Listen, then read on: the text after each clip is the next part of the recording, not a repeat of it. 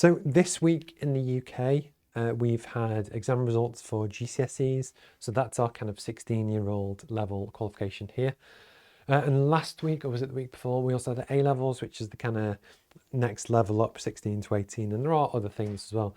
But actually, my cousin's son, Jamie, got his GCSEs yesterday. And what's really funny, because I remember back, is that especially as when you're at school, you worry so much about what grades you're going to get. What does that mean for your career? The whole thing, it's almost life or death, depending on if you get 10 A's or 1A or 1C or 1D or nothing or whichever. And it's funny that when you go through school, you're almost taught that that is the be all and end all of everything. And what's quite funny is that someone that's been through that journey, and I've been to university multiple times and I have multiple degrees and that kind of thing, I promise you, I'm not going to say they don't matter, but actually they kind of don't matter in some ways. The most important thing for your life and your career is to be happy and healthy and find something that you genuinely love to do. Yes, it's important for certain jobs. If you want to get into medicine, law, certain types of engineering, and a few other bits, it does help to have a degree. Even with law now, there's different apprenticeship type schemes to get into that, even if you didn't go to law school. But the point is, if you want to be a cook or you want to be a golfer or you want to do business at 16 or at 10 or at 65, you can set up and just start hustling and start selling pens or doing live streams or being a gamer or whatever you want, whenever you want. And actually the important thing is the passion and the drive and the stuff that sits behind it, not the piece of paper.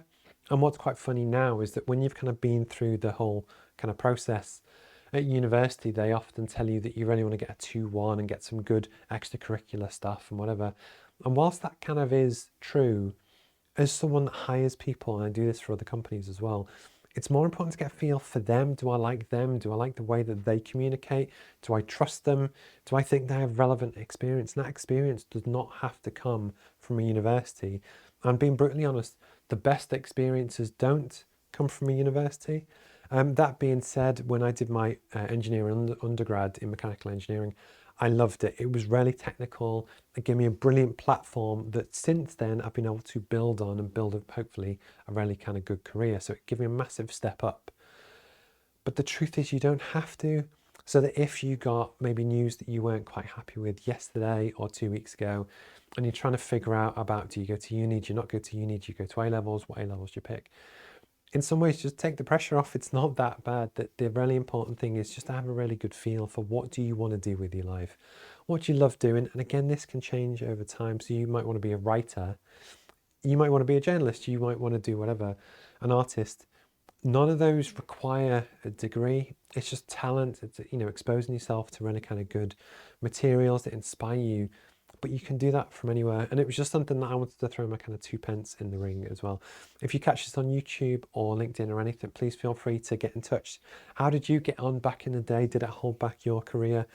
And the other flip side as well is that most of the business owners that I know and work with didn't go to uni.